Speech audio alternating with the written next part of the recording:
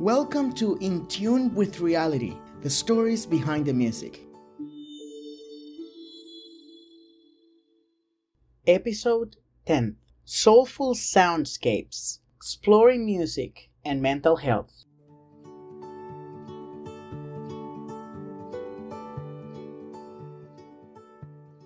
Welcome everyone. I'm so excited to be here on our 10th episode of In Tune with Reality, the stories behind the music. And today, our last episode of this season has an amazing story because approximately a month ago, I was on a plane going to Brooklyn, and during my flight, I didn't find a place where to put my violin, where to put my case. And you can imagine the anxiety I had trying to find, one of those compartments to put my violin. And suddenly, the flight attendant says, okay, we have this cabinet, this little thing that we can put your violin. I was like, okay, great. Then I sit down and there are 3 seats and I am in the middle. And then this beautiful lady next to me, she says, oh, so do you play an instrument? What do you play? So I was like, well, that's a violin, right? And she was telling me all about her story, and we came to the same to the realization that I studied in Columbus State University, and she recognized the university because of my shirt. And then one of her sons go to the school, and I was like, wow, this is absolutely amazing. Then we started talking about pictures and cameras and music. And then suddenly she says, I am a licensed therapist. And I go, my mom is a surgeon and psychiatrist. And then all of this conversation went from just trying to find a place where to put my violin to talk about the importance of mental health. And this is why today I am honored to have had the privilege to meet this fabulous woman, this amazing professional, and especially a wonderful family member that I have today here in this podcast. And why don't you just introduce yourself so that everyone can get a little bit of the amazingness I got during that flight? Oh my goodness. I love the amazingness of it all. Well, hi everyone. My name is Kenya, and I am a licensed professional counselor with the state of Georgia. I have been in mental health for about 15 years now. Wow, actually saying it out loud. And have done some community work, and I have done some group home work. And I've also currently I work for the Department of Veteran Affairs. And I love what I do. And yes, I met Samuel on the flight to New York, and we talked for the entire flight. I've never done that before. I don't really fly by myself often, but yeah, he was a very nice young man, and very intrigued in what he was doing, and just excited that we connected. It was almost like fate. Didn't know. I saw him actually just really briefly. I saw him, across from me sitting, waiting to be boarded on the plane. And then I just kind of saw his t-shirt and just said to myself, oh, this is a nice young man who goes to the same school my son goes to. And just thought nothing of it. Didn't think that you were going to be literally sitting next to me on the flight.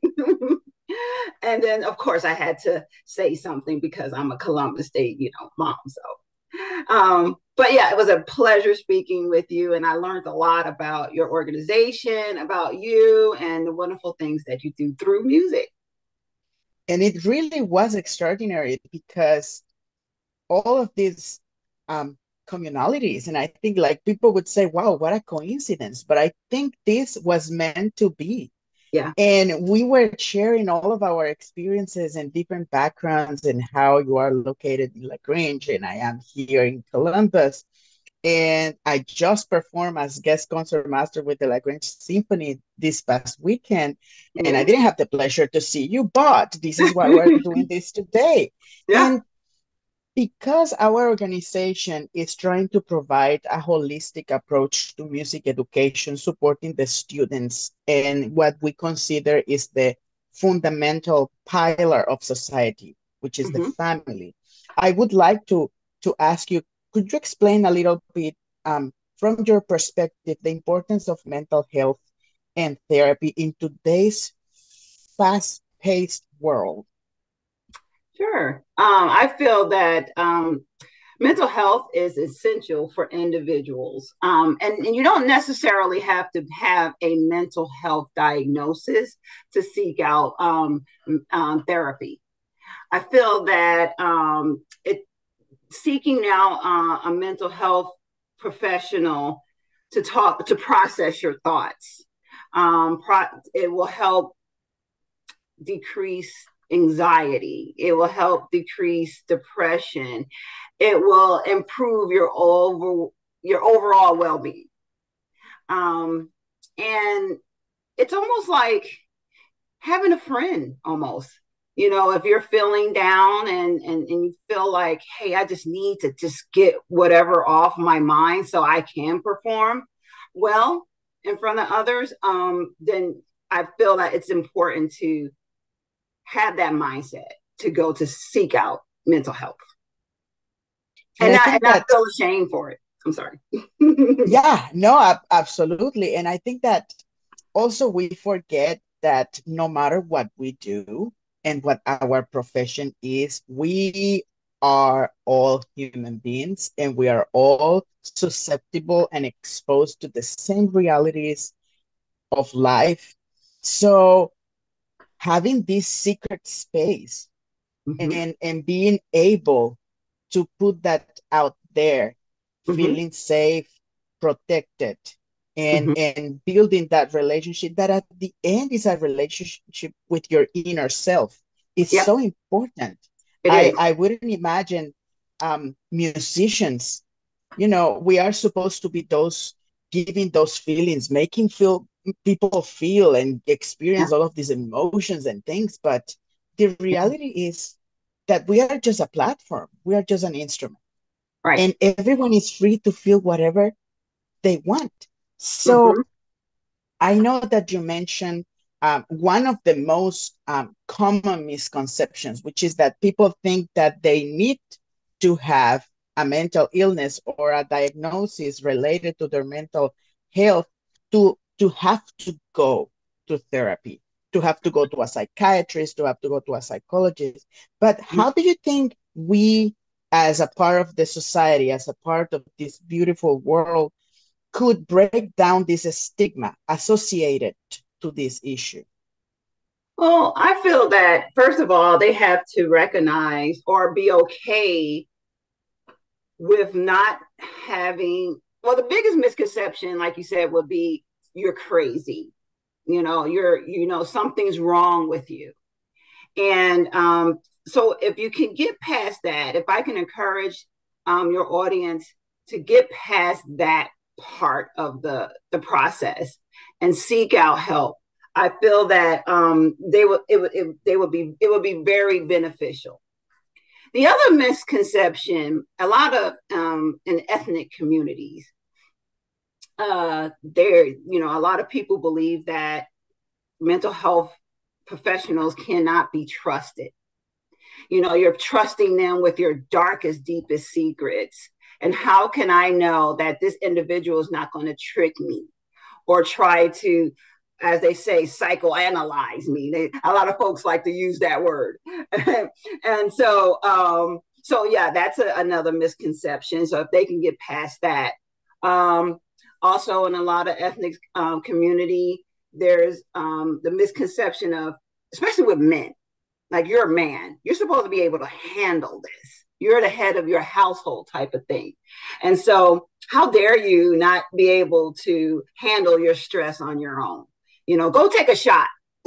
Go take a shot at liquor or whatever and get over it and move forward. But sometimes that causes additional issues. So, if an individual can get past those misconceptions and find themselves in a situation where they can speak to a mental health provider, I believe that they will be very successful in terms of moving forward and finding solutions to their issues. And you know what is fascinating about what you're saying is that it seems like the change happens within ourselves. We are the ones deciding, okay, I'm going Mm-hmm. to a step above this misconception, above this almost a dogma that society has established. And it's funny because while I was growing up, as I Mm-hmm. was telling you during our flight, I would go with my mom places and everyone would be like, oh, well, so what is your profession? What do you do? And my mom would always be like, I'm a doctor. Mm-hmm. And everyone would always ask, oh, amazing, but what kind of doctor? And sometimes she would be just like, I'm a doctor. Yeah. Right. And as soon as my mom says, I am a certain psychiatrist with Yes. an specialty in psychotherapy, people panic. Yeah. Yeah. And it was Run away. hilarious to see like, oh, Oh. yes. And then people would be like, oh my goodness.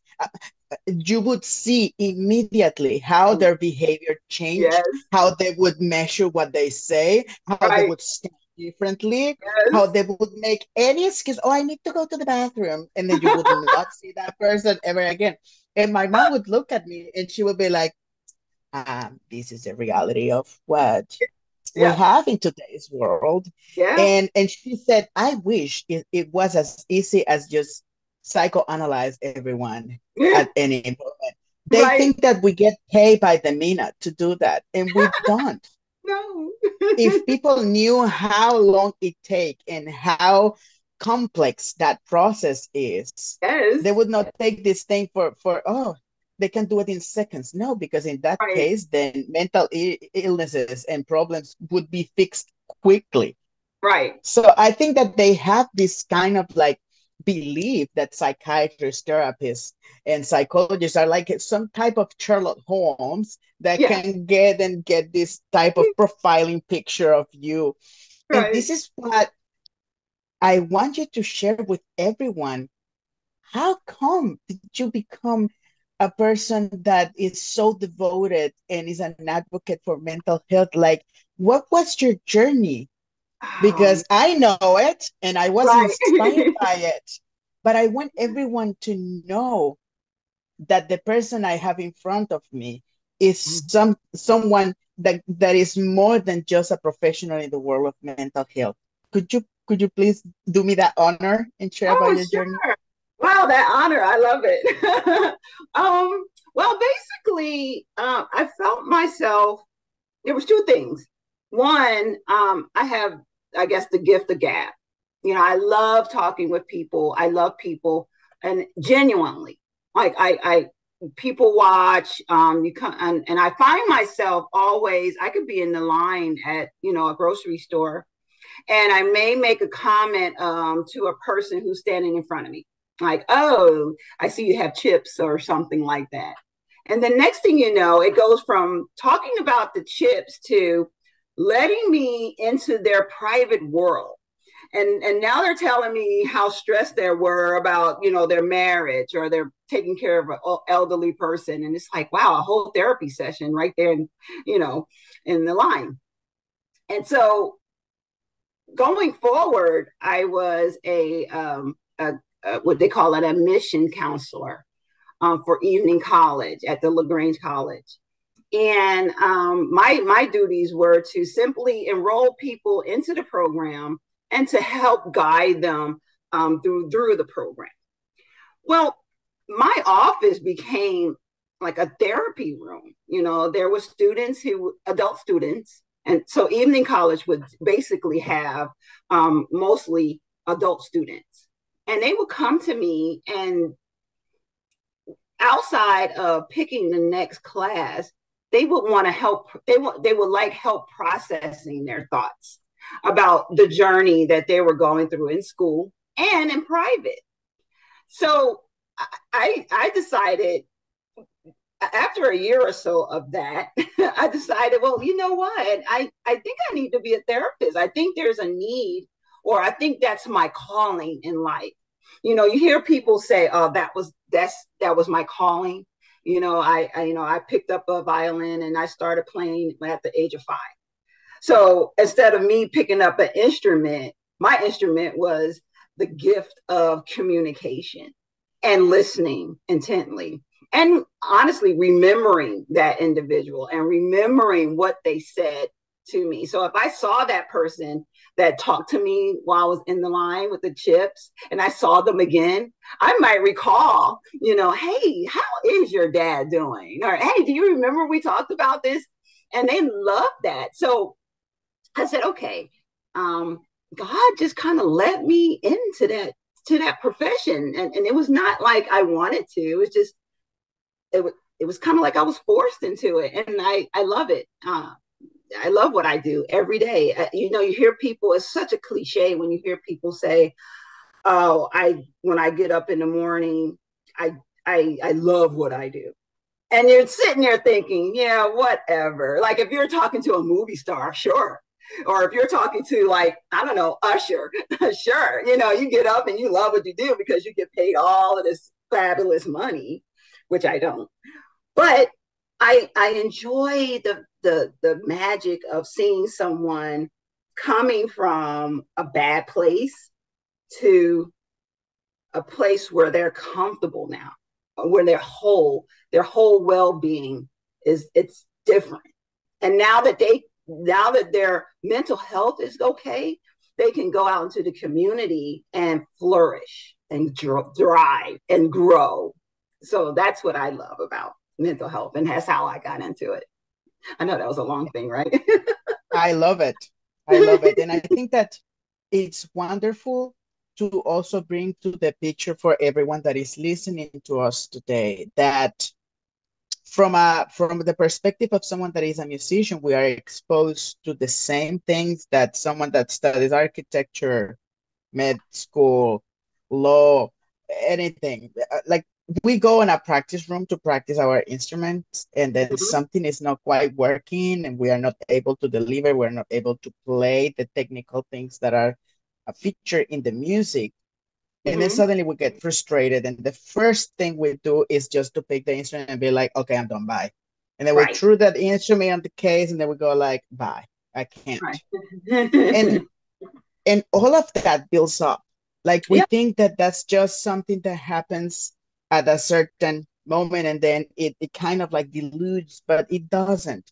And Mm-hmm. these things just keep adding on top of each other. And then there is a point where we are actually not even able to recognize what type of emotions we are feeling.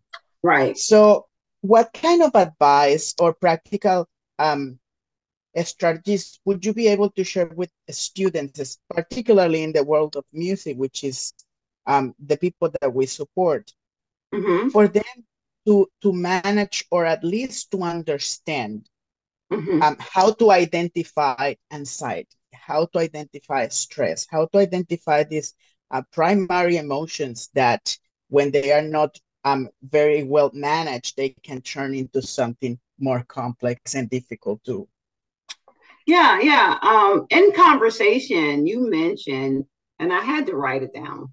You said behind the instrument is a human being. And I thought that was so poetic. Like, you are so right.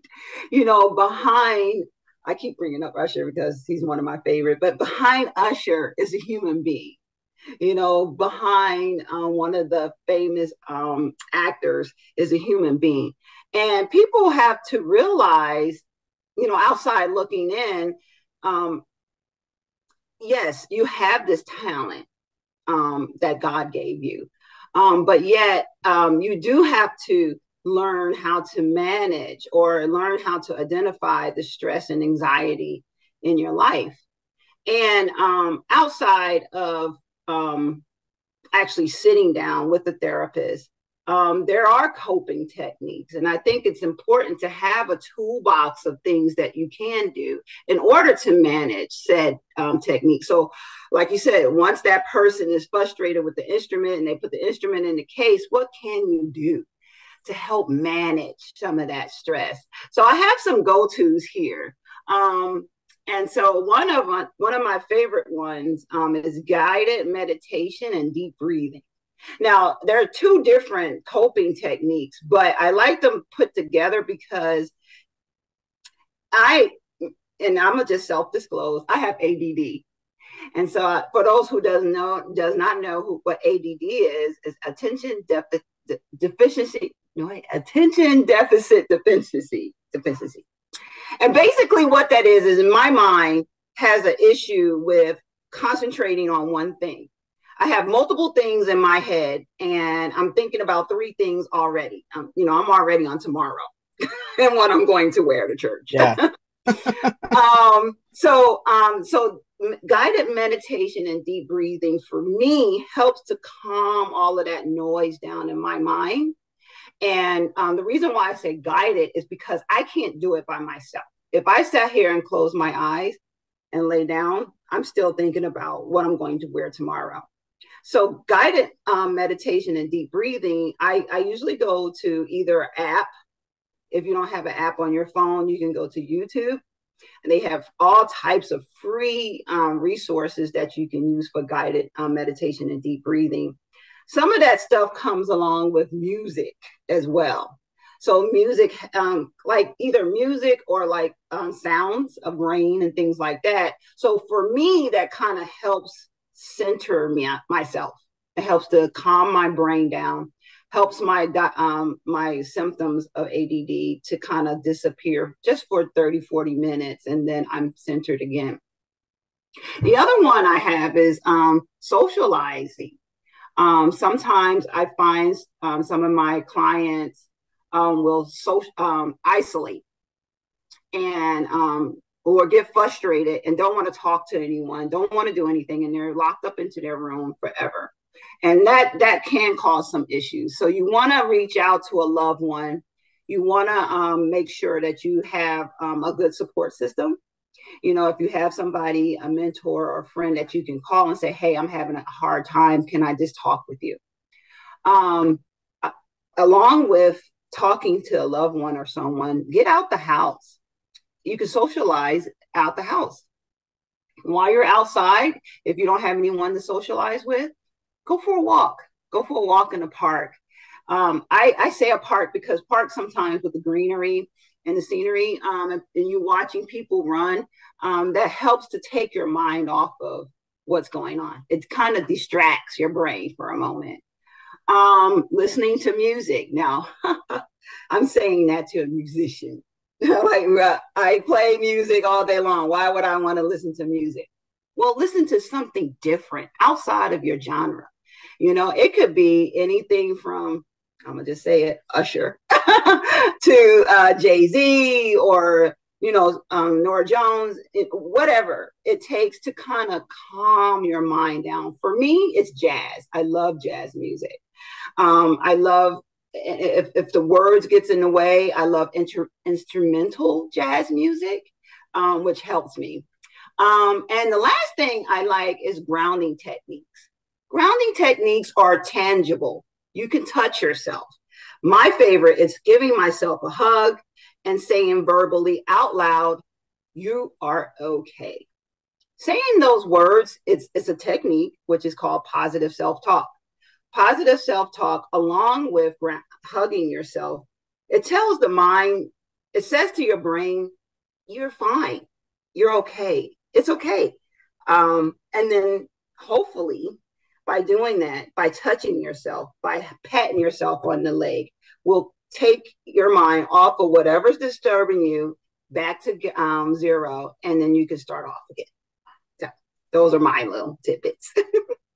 Amazing. And I think that all of that reminds us, because I resonate a lot with what you said about guided meditation and breathing, because I used to do that with my mom when we were together back in Venezuela when I was little, as well as giving myself a hug, because it's this process where you are unconsciously telling yourself you are not alone.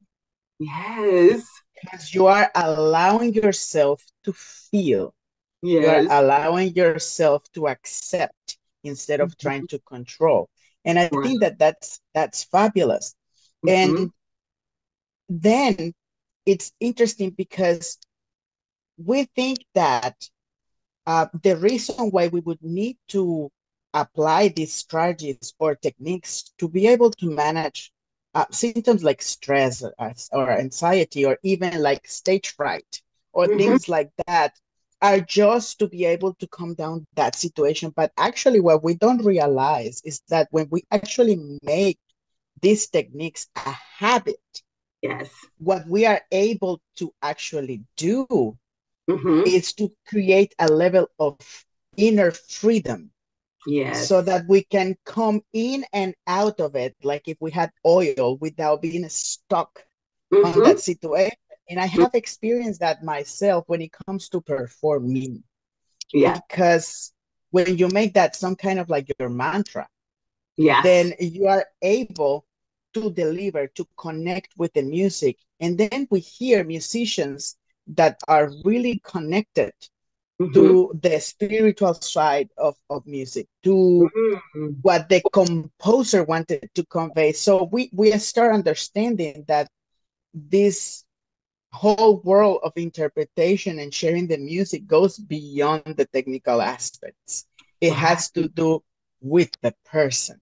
Mm-hmm. So that makes me think, okay, so we know that in this world, um, we have to be compassionate. We also have to be empathetic with other people. So, what role do you think self compassion plays in mental health, and how could individuals cultivate?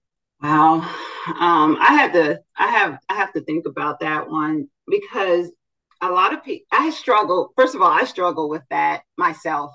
And, I like to self disclose because I like people to know that mental health providers also have mental health issues.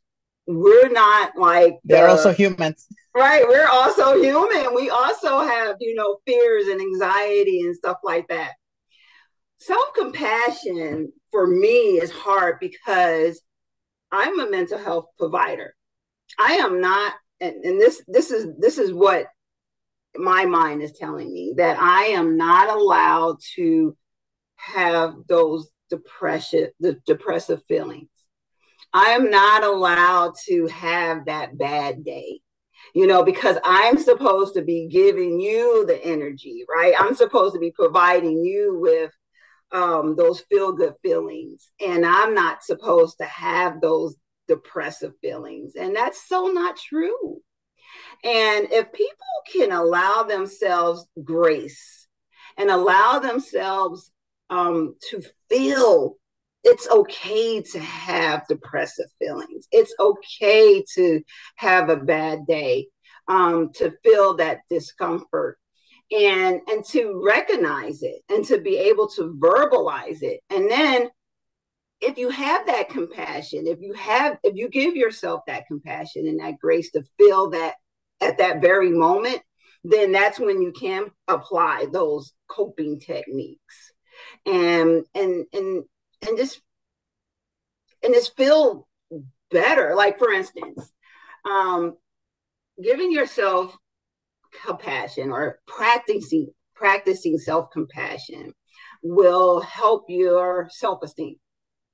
If you feel anxiety, like you said, you make it an everyday practice to bring yourself out of that anxiety or that moment, and then practice your coping skill. And then when you get on that stage fright will just go away magically, like you said, like oil. Um, it will help with relationship issues. If you don't allow yourself to say out loud in your mind or outside or to process it, that you have low self-esteem and you don't like yourself, then you will take that's baggage into a relationship. If you don't know how to self-disclose it, then now it's creeping into the relationship that you have. And so that's another reason why a person should allow their self compassion or practice self compassion, um, and increase motivation.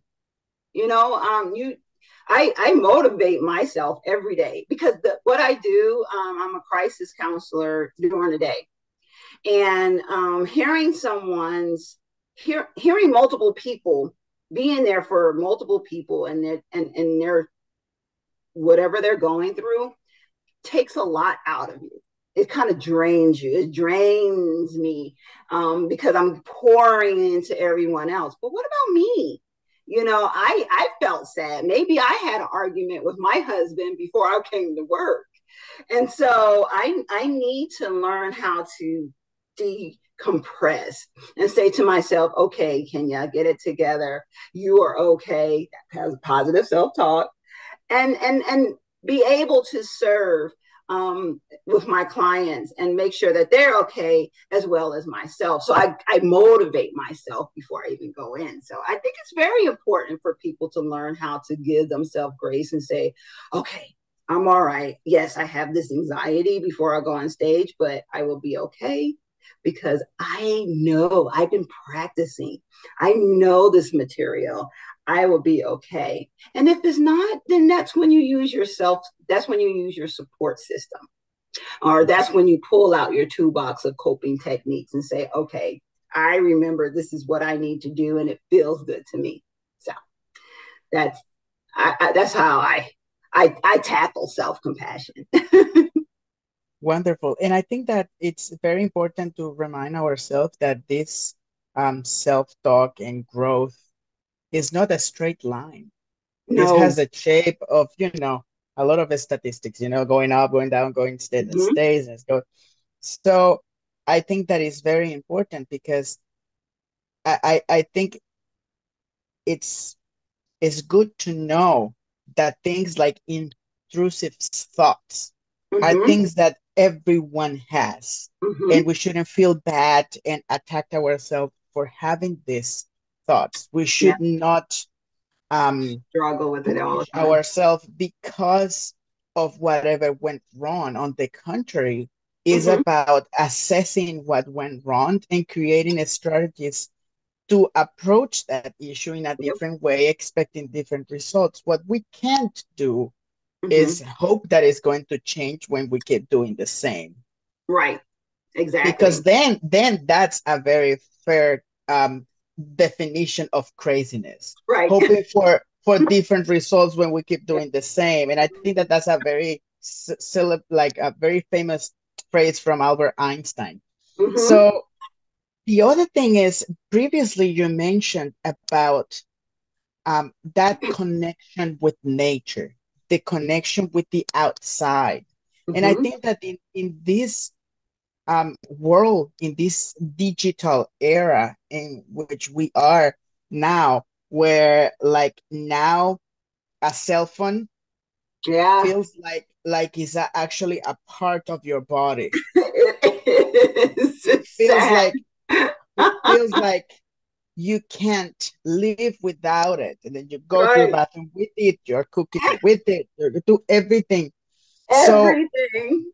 everything has this technological presence. So how do you recommend maintaining a healthy boundary or boundaries for digital well-being and mental health? Because the reality is that maybe 70 to 80% of my students and the kids that I have worked with within the US or outside the US are exposed to so much and so quick So much. information through Yeah. social media, and things like, okay, I have to sound like this person, I have to look like this person, I have to be like this person. We are influenced by so much and so fast that I Mm-hmm. don't think my generation, neither the generation that is coming, is aware of how to deal with this constant bombing of Mm-hmm. information that is probably 95%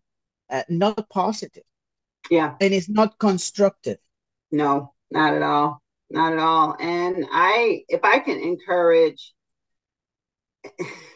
and I know it's difficult. It really is, because like you said, social media, not even social media, but the phone, gaming, um, let's see, FaceTiming, texting, watching videos, streaming videos. I mean, everything. And if I can encourage your audience to set um, like intentionally set boundaries by like going into their phone and setting an alarm, maybe say for an hour, or time themselves for an hour, like 2 or 3 times a day, to kind of disconnect themselves from their devices. Maybe pick a spot outside and leave the phone, intentionally leave the phone, the tablet, the laptop, everything in the house while you go outside for a moment, walk the block, maybe do some exercising. Maybe that will be a great time to do some exercising. Um, Maybe that will be a good time to actually talk with someone, like face to face. What is that about? Excuse me, to actually talk to somebody face to face, not FaceTiming, but right there in the same room. Um, because I'm guilty of that too. I have my phone in my hand, like you said, 95% of the time, and then I have an app that's set for me, that will tell me how much time I spent on social media. I'm a freelance photographer. And so I'm constantly looking at, my content, and I'm looking at, I do stock pictures. So I get on the internet to see how my content is doing, or what's the latest thing. So I'm always doing research. I'm always texting someone. So it's like, one thing after the other. Next thing you know, it's 10 o'clock and I'm still looking at the phone. So I have an app that tells me, okay, you've been on there for 2 hours already. Put the phone down, or put whatever's down, deconnect for an hour. So I set a timer for 60 minutes, and then I come back to it if possible. So if I can encourage your audience to do something like that, hopefully that will help with, the detaching themselves from the outside world. Now, having that said, trying to live up to another person's life. I see a lot of young students or young clients trying to be like that next person, or that famous person on the internet. And I say to them is, please, just, that self-compassion comes back into the picture. You're special all by yourself. God made it each person individually. The first thing my professor said to me when I took my first psychology class was, everybody's different. Everybody's not the same. And everybody cannot be like the next person. And you're your own unique person. And you have to believe that. And so if that's where that positive self-talk comes back in, then say it out loud. If you have to look yourself in the mirror. There's a song by Mary J. Blige. For those who don't know that person, she's an R&B singer, and her song is "Hello, Gorgeous." And in one of the lyrics is like, basically what she's doing is looking in the mirror every morning without makeup, without the hair, without whatever, and say to herself, "Good morning, gorgeous." Because if nobody else loves you, you have to love yourself. Yeah. So And it sounds fascinating, because I'm going to point out a few aspects that you mentioned that our organization as an institution for music education has been implementing since we started. Since we okay. have this program for psychological education, we, with the support of the psychiatrist who leads the program, we Mm-hmm. ask our students to replace what they would do with their phone for real in-person activities. Yes. So if they are going to play a game, just Yes. go outside and play Yeah. a game outside. If you are Mm-hmm. going to FaceTime, just like you said, just meet with the person, go Right. to a coffee shop. If you Mm-hmm. want to watch videos and you want to hear music, do that. Mm-hmm. But allow yourself to experience that music and whatever you want to listen, whatever you want to see while you go on a walk. Mm-hmm. Have that experience by allowing yourself to be connected to nature, Right. to where we come from. So, Mm-hmm. whatever that might be for every person, like you said, everyone is different. Yep. Even though it might look like 15 minutes, Mm-hmm. an hour, Yeah. maybe two, Mm-hmm. the impact, the positive impact that allowing yourself to do this on a daily basis, or at least as much as you can, is Right. really impressive. Mm-hmm. You start seeing students who are less reactive and Yes. more proactive. You Mm-hmm. start seeing students, kids, and families that are way more open and relaxed Mm-hmm. than always defensive and putting a wall between them and other people. And another thing that I wanted to bring back from what you said is that it sounds like we we forget um, all those values and all of those things that were Mm-hmm. taught to us because we are now surrounded by these parameters Mm-hmm. imposed by the digital and devices and by the technology. Right. So this makes me wonder. We know that there is an advantage. You cannot ask someone that works and makes a living and depends on their devices Mm-hmm. to to do their job to just say, I'm going to give up and I'm not going to use it, because then I mean, I would never imagine someone who does, I don't know, programming and web Yeah. developing and all of these things and spend so much time, a designer, a photographer, editing videos, Mm-hmm. a video filming specialist, and Mm-hmm. not having this interaction.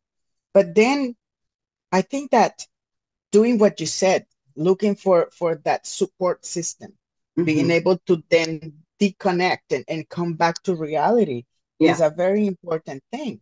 it is. So how do you think we as educators, professors, artists, family members, friends can support someone that is struggling with mental health issues without being intrusive, without Mhm. stepping onto a boundary that they might feel like, okay, you are getting into my personal Mhm. space, into my heart, into my, I don't want this. Mhm. What are you doing? You saying that I'm crazy? Yes, How dare you? exactly. Let's see. What I would like to encourage is to, oh boy, not being so intrusive, and that's it's hard for especially a parent to a child, right? If you see your child's personality change, it's like, ooh, what's going on with little Johnny? Like, I want to say something, but then as soon as you say something, like you said, this person is you know um, reactive, like negatively to your inquiries, right? So, first of all, I would like for them to maybe keep a mental journal, and this is for the family member or whoever person of that's in that has those concerns. Keep a journal and of their personality and their behaviors, like if this person is isolating. And so, okay, what the things that I want to say. This is my disclaimer. uh, these are extreme. Like if you see extreme isolation, that was the first thing I was going to say. If you're seeing extreme isolation, then yes, then that should be some concern. Don't get it confused. I don't want folks to get confused too with, I'm just having a bad day and I just want to be alone for a moment. But an Mhm. extreme would be over 2 or 3 weeks, and you see this person isolating, finding themselves not eating, extreme insomnia. Not just, oh, I'm having trouble sleeping because I have this concert coming up. I mean, extreme. These is like extreme cases.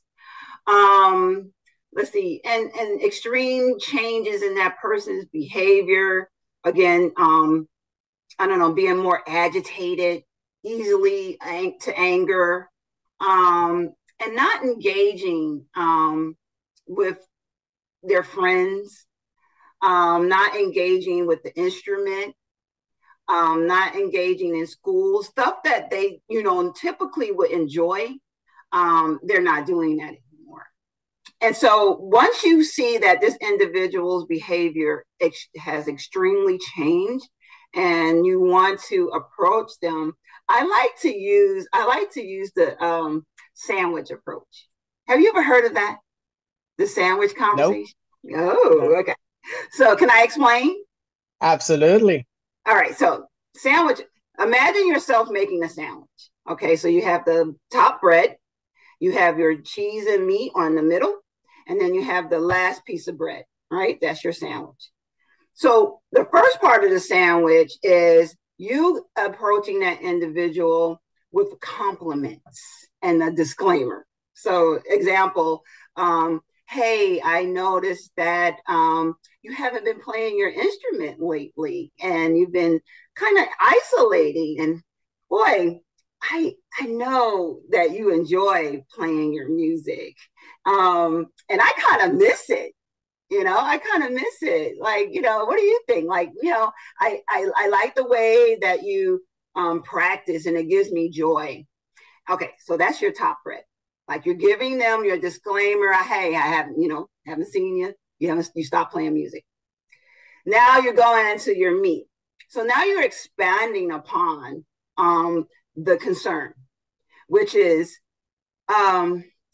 so when is your next concert? Oh, I noticed that it's on the calendar for 3 weeks from now and you haven't been practicing. Remember that one piece, that you used to play? I love that piece. And I think that's the piece that you said you were going to play in a concert. And, yeah. And so you haven't done that in 3 or 4 weeks. Is there something wrong? I have some concerns. And so now you're approaching it as a genuine concern, not saying, hey, you seem depressed, Mm-hmm. or you seem angry all the time. Or what's the other one? You seem I don't know, withdrawn, So instead of using those words, because some people may find those negative, and now you're like actually putting diagnoses or putting symptoms on something that may or may not be there, right? So now you have the last slice of bread, and you're going right back up to the disclaimer. I'm not, I don't want to. I don't want you to feel like I'm overstepping my boundaries. And if I am, I'm so sorry. I'm just concerned, and I miss hearing those notes in the air. It brings me joy, and I remember it brought you so much joy, and I just miss it. So, you know, and you want to let them know that, and it's a fine dance. It's a fine dance, and you want to let them know as I'm coming to you out of concern. I miss you. I miss your craft. I miss your music, whatever it is. And I'm not saying that there's something wrong. It's just I noticed it. So that's your sandwich. And I encourage some of my clients who have family members that they want to approach, and they find it hard to communicate with them. So when I tell them about the sandwich technique, I even have them write it out on a piece of paper or type it up and practice it in the mirror before you approach that individual. And in that way, you won't be so nervous when you say it to them. It sounds like it's naturally coming out, right? So that's how I, you know, uh, I encourage somebody to do it. I think it's wonderful, especially since we are starting from a point of this is more about me than it is about you. I Yes. am I am putting into place all the wonders that you are able to bring me, and I just want to make sure that you are okay Yes. without saying, you look bad, you look sick, Yeah. you're depressed. So You I haven't think washed that in 3 days. I think I think that if educators, if people in general, family members, parents would have these tools and know how to use these words to be able to communicate with their students, with their children, with Yeah. their friends, we Hmm. would definitely have a way more balanced Oh yeah. society, Oh a yeah. way more healthier um, kind of like relationships because you have answered the last three questions in one. You have you have been able to approach the importance of self-care Yeah. and maintaining this mental health and emotional well-being. You have Hmm. also approached the aspect of how do I do it? I am not a professional, but Hmm. I want to be able to support. And Right. then you have also answered a very important question, which is how can we, professors, people, guide or encourage the Hmm. search for um, a mental health provider, for a professional when we notice that something is not right? Right. Because I can tell you, I was very young, I was already teaching, and I had a student who would never use long sleeves, like the long Oh, uh-huh. shirts. Uh-huh. And she would always use beautiful blouses and all of these things, but never long sleeves. And then one day she comes with a hoodie, and that thing Yeah. was like huge. Yeah. And I was like, what? It was like, imagine in Yeah. Venezuela, a city, 104, 108 Fahrenheit. Yeah. Yeah. And it's hot. It's just insane. It's like Yeah. unbearable. When you see someone wearing something like that, you go like, this is just not uncommon. This is like not natural. This is against nature. Yeah. And then, I I know something is wrong Yeah. because of my background and Yeah. because of my studies and because of all the knowledge I have acquired from my mom. I Hmm. go, okay, so this is a sign of I am covering something. I Hmm. am trying to hide something. Yeah. I have Yeah. an extra layer of something that is not going to allow other people to see. And Exactly. then very gently, I ask her, could we just, you know, Right. move a little bit the sweater so that I can see the motion of the arm when you play. And Ah, then nice. Yeah. and then of course she wasn't aware of me. Oh, can I see your arms? Or can I see? That Right. wasn't my approach. So in her head, Yeah. everything had to do with The violin instrument. playing. Yeah. Yeah. And Yeah. then suddenly when she's playing and I'm paying careful attention, I see these marks. Yeah. Cutting. Yeah. And so immediately I go like, oh my goodness. So I Hmm. didn't mention anything. I said, wonderful. I already saw what I needed. You have to be careful with this motion. And that same day I came home and I said, Mom, Yeah. we have a situation. Yeah. Yeah. Yeah. Good for How do I you. approach this? Yeah. Because being 17, being 16 and teaching and having those type of circumstances coming to you as a Yeah. young educator is very difficult.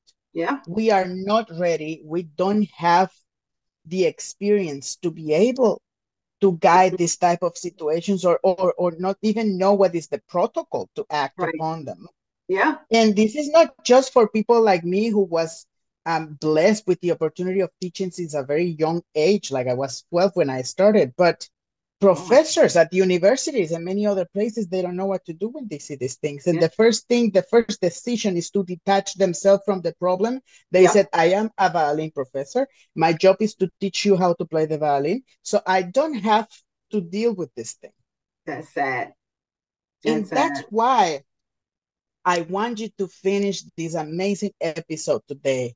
And I Hmm. want to close up with this question. What resources and advice do you have for individuals who might not have access to therapy, but they are seeking to prioritize their mental health and personal growth? Okay. Well, phew.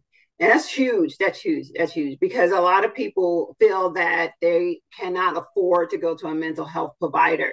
Only the wealthy have that access, right? And so, when I was doing my studies, I know I had to have certain amount of clinical hours to become a licensed therapist.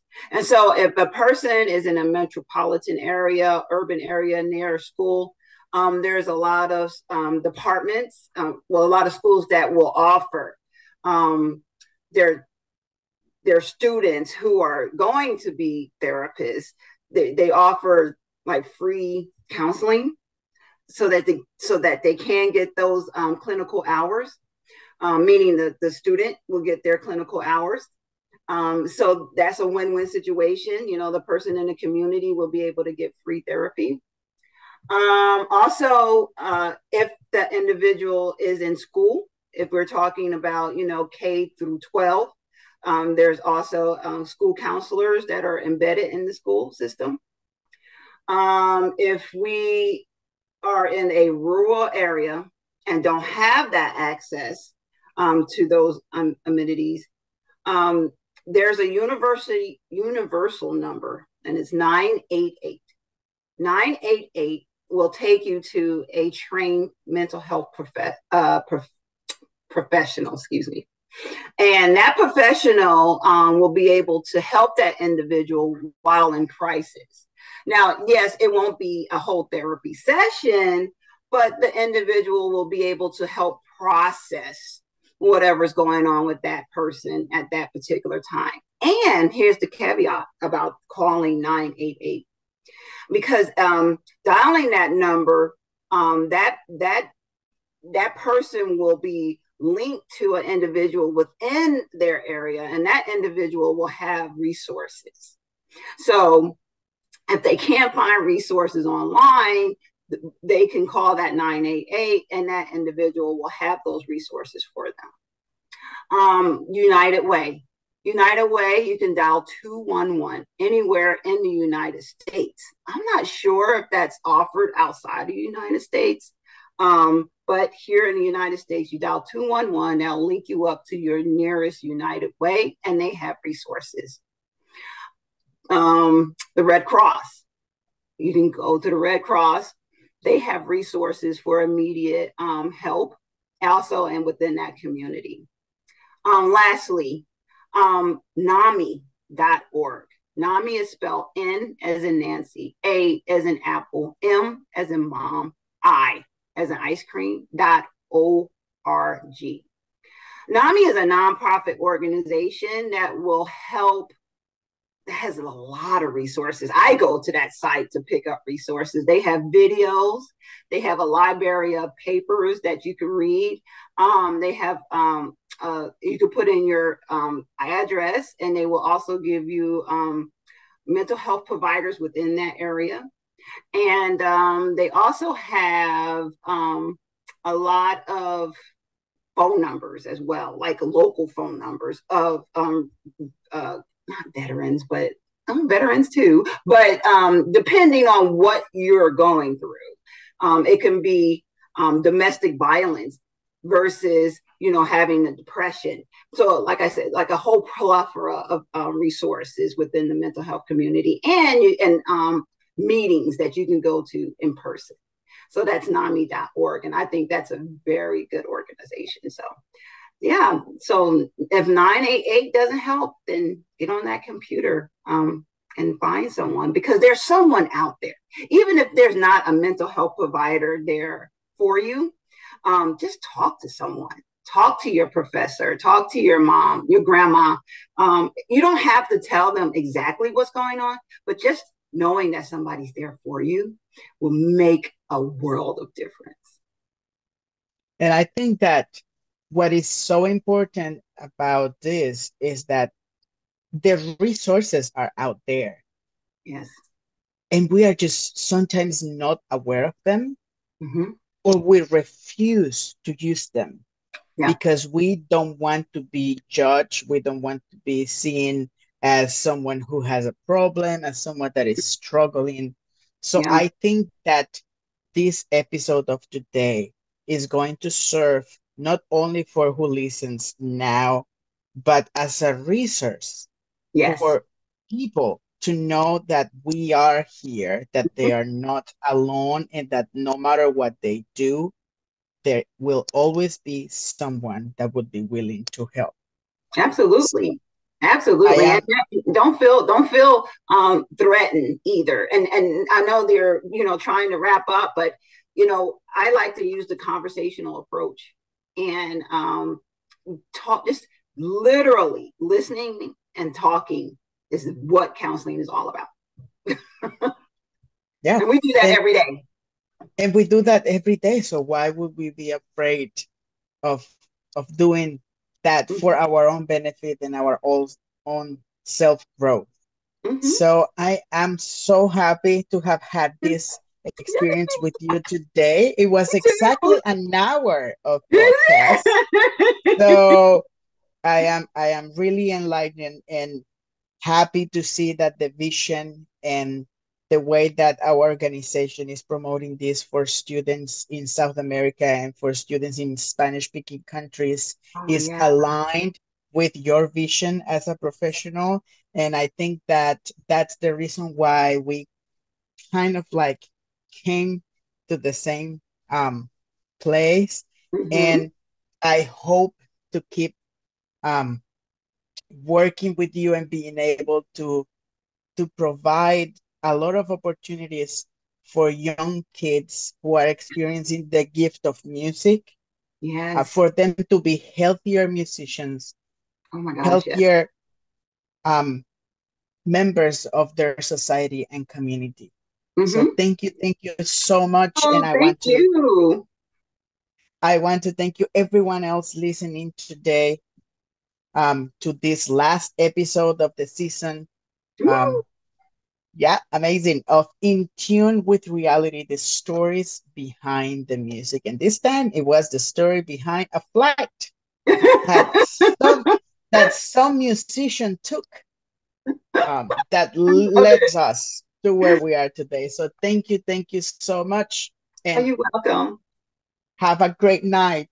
Okay, you too.